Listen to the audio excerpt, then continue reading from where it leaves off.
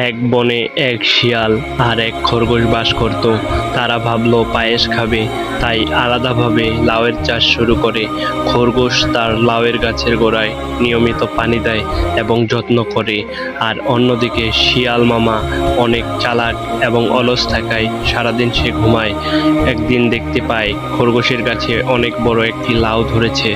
এতে সে অবাক হয় এবং সেই লাউ দিয়ে তারা পায়েস রান্না শুরু করে। পায়েস রান্না করা শেষ হলে বন্ধুরা লাইক দাও, চ্যানেলটা সাবস্ক্রাইব করো আর বেল আইকনটা চালু রাখো আমার মজার গল্পগুলো সবার আগে পেতে। খরগোশকে বলে, তুমি কলার পাতা নিয়ে এসো।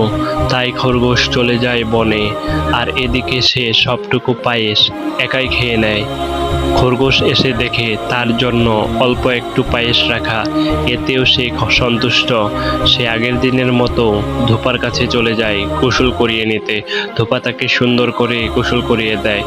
শরীর চকচক দেখে শিয়াল মামা অবাক হয়ে বলে, তুমি এত চকচক হয়ে আসলে কোথা থেকে? খরগোশ সবকিছু খুলে বলে।